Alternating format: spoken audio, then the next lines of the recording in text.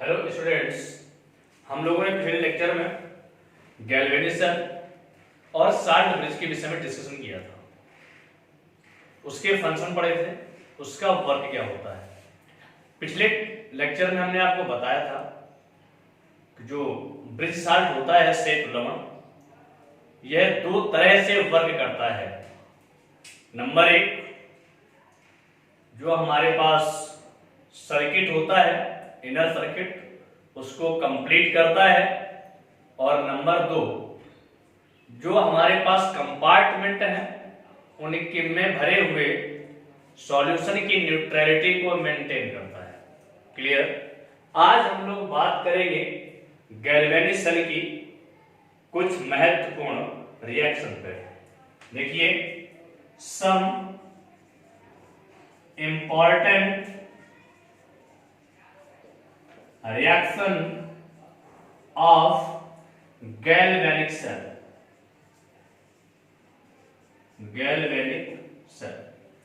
Galvanic cell की कुछ महत्वपूर्ण रिएक्शन आपने पढ़ा पिछले टर्म में। जो एनोड पर ऑक्सीडेशन होता है, मैं जिंक और कॉपर फेल की बात कर रहा हूं एग्जांपल पे। इसमें आपने पढ़ा कि जिंक इलेक्ट्रॉन को डोनेट करके जिंक आयन बनाता है, दैट मींस सॉलिड से एक्वस सॉल्यूशन में कन्वर्ट हो जाता है। सेकंड चीज आपने कैथोड पर पढ़ा। कैथोड में जो रिएक्शन होती है उसमें कॉपर आयन इलेक्ट्रॉन को एक्सेप्ट करके गेन करके कॉपर सॉलिड में कन्वर्ट हो जाता है। क्लियर। एक क्वेश्चन यहां पे, ये हमारे पास दो रिएक्शन है। हमने पिछले टर्म में बताया था कोई एटम हो, मॉलिक्यूल हो या कंपाउंड हो, उसकी जो टोटल ऑक्सीडेशन नंबर होती है वह आपकी 0 होती है। यहां 0 से +2 हो रही है, दैट मीन्स क्या हो रहा है, ऑक्सीडेशन। और यहां पर +2 से 0 हो रही है, दैट मीन्स घट रही है। और घटने पर क्या होता है आपका रिडक्शन। रिडक्शन को कहते हैं हम अपचयन, और ऑक्सीडेशन को कहते हैं ऑक्सीकरण। क्लियर। यह हाफ सेल रिएक्शन कहलाती है। Half cell reaction, half cell reaction. अब यहां से अगर हम लोग नेट सेल रिएक्शन निकालें, क्या निकालें, net cell reaction. Net cell reaction तो उसके लिए करते क्या है कि इन दोनों हाफ रिएक्शन को ऐड कर देते हैं। ऐड करने से पहले हम लोग देखते हैं इलेक्ट्रॉन को। जो नंबर ऑफ इलेक्ट्रॉन्स होते हैं वो सेम होने चाहिए, चाहे वो ऑक्सीडेशन हाफ रिएक्शन में हो और चाहे वो रिडक्शन हाफ रिएक्शन में हो। क्लियर। यहां पर हमने देखा कि कितने इलेक्ट्रॉन हैं, 2। यहां पर भी कितने इलेक्ट्रॉन हैं, 2। दोनों सेम हैं।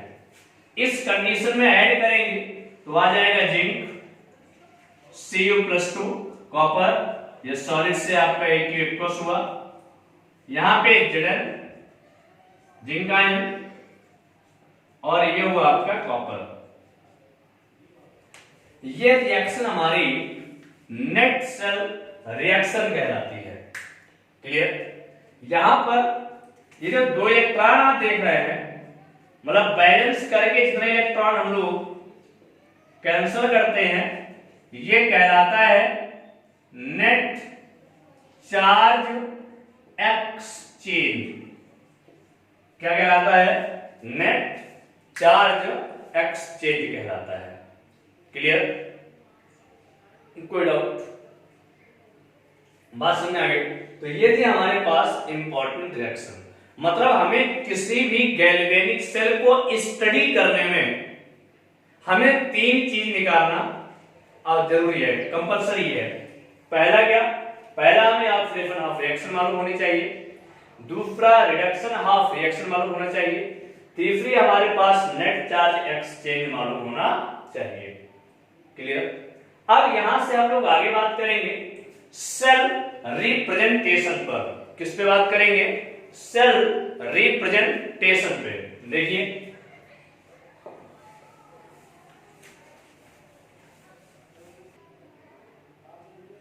तो मैंने आपसे कहा कि हम लोग डिस्कशन करेंगे सेल रिप्रेजेंटेशन पे। सेल को कैसे रिप्रेजेंट करते हैं, गैल्वेनिक सेल को। देखिए इसके लिए हम लोग लोन भी पहले में पिछले लेक्चर में आपको ऑलरेडी बता चुका हूं, फिर भी यहां पर आप जोड़ के देख लीजिए। मैंने कहा एल का मीन्स होता है लेफ्ट, ओ का मीन्स होता है आपका ऑक्सीडेशन, ए का मीन्स होता है आपका एनोड, और एन का मीन्स होता है आपका निगेटिव। कहने का मीन्स कि जो एनोड है उस पर चार्ज कैसा होता है? निगेटिव। रखा कहां जाता है? इलेक्ट्रॉन में, और उस पर क्या होता है? ऑक्सीडेशन।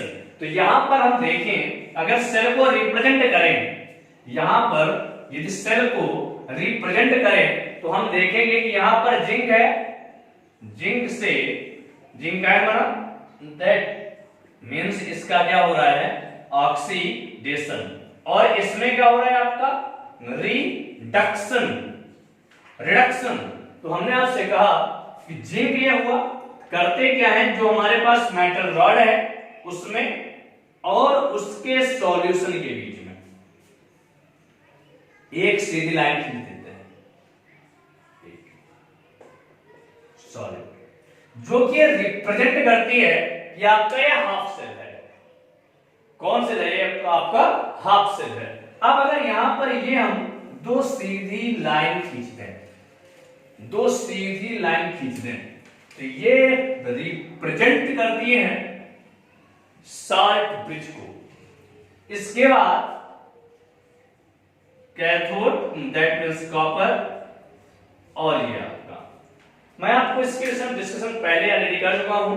मैंने कहा यदि इसकी कोई कंसंट्रेशन गिवन हो, मान लीजिए सपोज हमारे पास क्या है, उसको क्या मान लेंगे? C1, और इसको क्या मान लेंगे?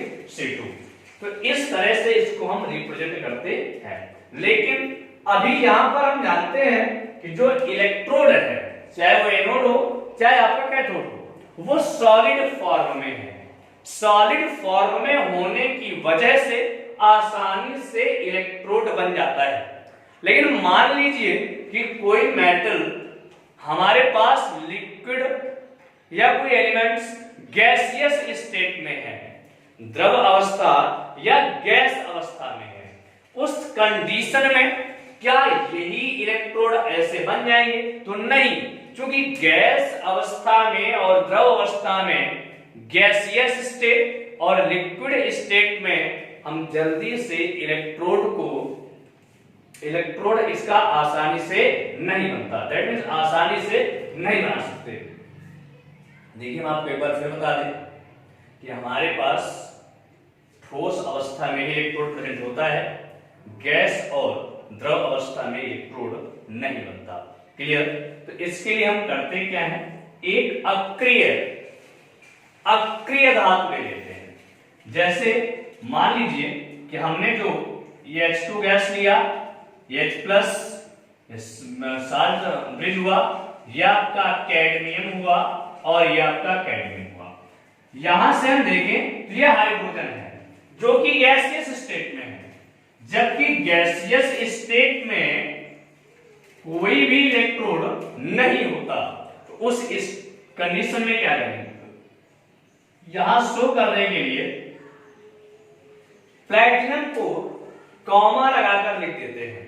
कहने का मीन्स अगर हमारे पास कोई ऐसा एलिमेंट्स है जो गैसियस स्टेट में है और उसके लिए हमें क्या करना है, इलेक्ट्रोड को लिखना है, तो हम साथ में क्या लेते हैं, प्लैटिनम, और उसे कॉमा करके लिख देते हैं। तो यहां से क्लियर हो गया ये हमारे पास जो सेल रिप्रेजेंटेशन हुआ वो तब हुआ जब कोई एलिमेंट हमारा किस स्टेट में हो, गैसियस स्टेट में।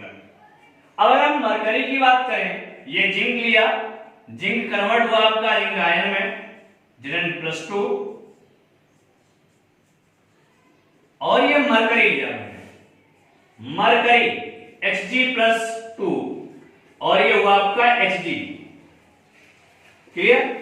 अब यहां पर देखें तो इसकी जो स्टेट है वो सॉलिड नहीं है, तो इसका इलेक्ट्रोड नहीं बनेगा, तो इसके लिए हम यूज क्या करते हैं, Pt। Pt means platinum. Clear? तो इस तरह से हम सेल रिप्रेजेंटेशन या हम सेल को लिखते हैं। अब हमें इस चैप्टर को पढ़ने के लिए हमें दो चीजें आनी चाहिए। नंबर एक, जनरली क्या, हमें रिएक्शन से सेल को रिप्रेजेंट करना और सेल से रिएक्शन को रिप्रेजेंट करना। तो कहने का मींस जो पहले होगा वो क्या होगा आपका एनोड, और जो बाद में होगा क्या होगा कैथोड। जो लेफ्ट में होगा एनोड और जो राइट में होगा क्या होगा आपका कैथोड। क्लियर? यहां तक किसी को कोई प्रॉब्लम नहीं। देखिए इसके बाद हम लोग एक नए टॉपिक पर बात करेंगे जिसे कहते हैं इलेक्ट्रोड पोटेंशियल। अगली बात हम लोग करेंगे नए टॉपिक पर, जरा ध्यान दें।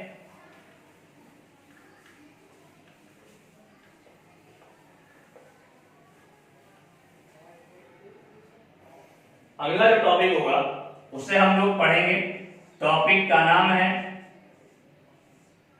इलेक्ट्रोड विभव, जिसे अंग्रेजी में कहते हैं इलेक्ट्रोड पोटेंशियल। इलेक्ट्रोड पोटेंशियल, देखिए इसको समझने के लिए हमने कंपार्टमेंट लिया है।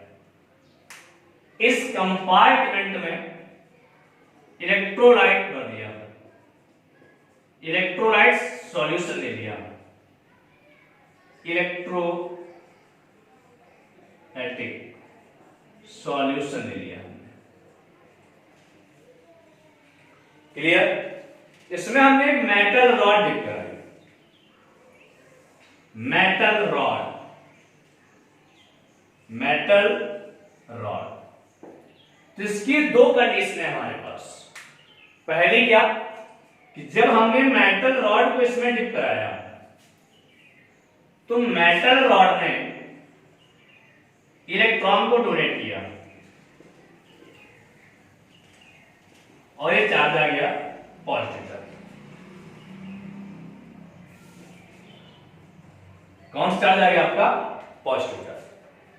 अब ये पॉजिटिव आयन अगर ये सॉल्यूशन में चले जाएं, सॉल्यूशन में, तो सॉल्यूशन पे कौन से चार्ज इंक्रीज होंगे, पॉजिटिव चार्ज, और इस पर क्या हो जाएगा, नेगेटिव चार्ज इंक्रीज होगा।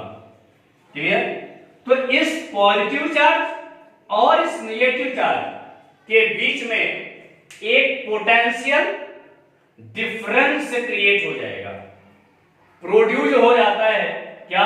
पोटेंशियल डिफरेंस, विभवांतर उत्पन्न हो जाता है।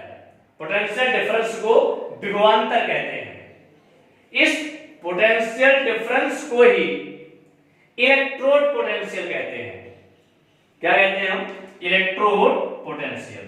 एक बार फिर से मैं क्या कह रहा हूं कि यदि हम एक कंपार्टमेंट लेंगे, उसमें किसी धातु की छड़ को डुबो दें, मेटल रॉड को, तो होता क्या है कि मेटल रॉड इलेक्ट्रॉन को डोनेट करती है, और पहली कंडीशन पे अगर वो आयन, मेटल आयन सॉल्यूशन में चले जाए तो सॉल्यूशन पर पॉजिटिव चार्ज इंक्रीज होता है, रॉड पर नेगेटिव चार्ज होता है, जिसके कारण पॉजिटिव चार्ज और नेगेटिव चार्ज के बीच जो डिफरेंस होता है, पॉजिटिव चार्ज इंक्रीज होते हैं, नेगेटिव इंक्रीज होते हैं, तो इनके बीच पोटेंशियल डिफरेंस,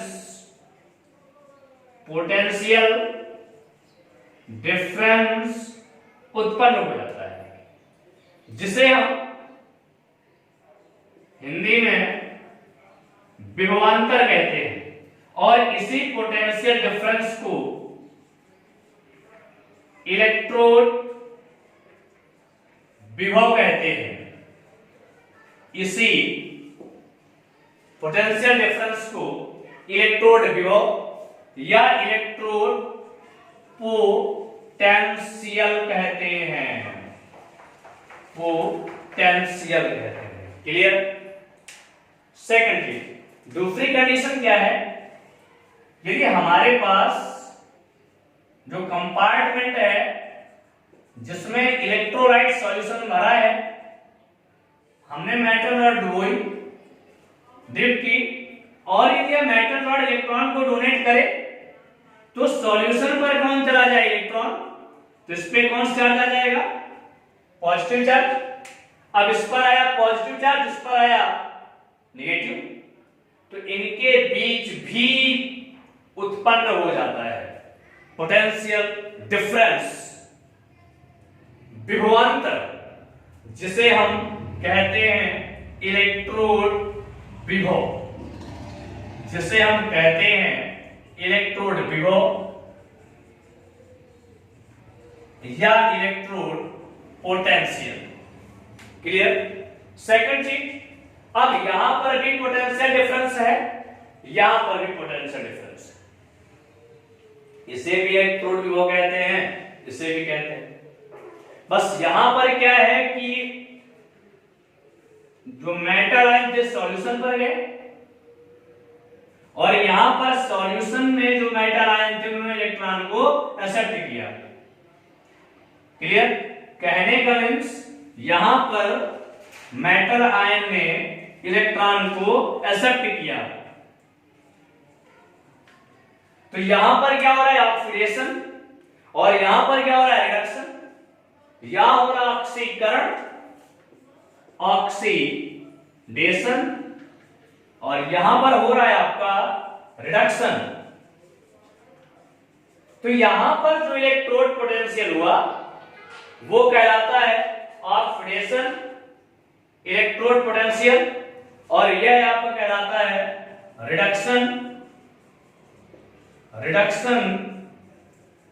इलेक्ट्रोड पोटेंशियल, और यह कहलाया आपका ऑक्सीडेशन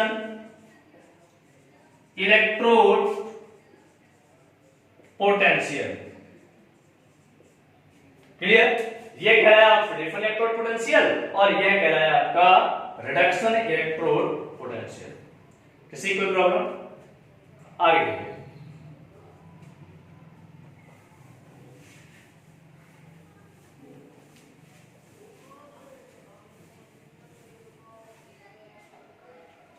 तो हम जनरल सी बात आपसे कह सकते हैं कि जो इलेक्ट्रोड पोटेंशियल है,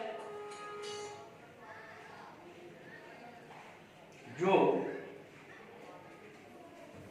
इलेक्ट्रोड पोटेंशियल है, यह आपका दो पार्ट्स में डिवाइड हुआ। एक कहलाया आपका ऑक्सीडेशन इलेक्ट्रोड पोटेंशियल और एक कहलाया आपका रिडक्शन इलेक्ट्रोड पोटेंशियल। इसे नोट करते हैं ई ओ एक्स ऑक्सीडेशन और इसे रिप्रेजेंट करते हैं ई रिडक्शन। अदरवाइज हम यहां पर क्या था, मेटल आयन में कन्वर्ट हो रहा था, मेटल आयन में कन्वर्ट हो रहा था, और यहां पर क्या था कि मेटल आयन मेटल में कन्वर्ट हो रहा था। तो इस तरह से इसको रिप्रेजेंट कर सकते हैं।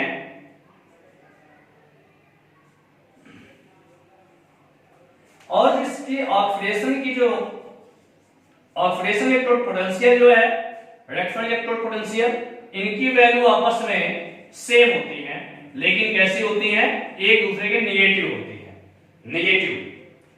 अगली बात जो होगी वो हमारे लेक्चर में कल बात करेंगे।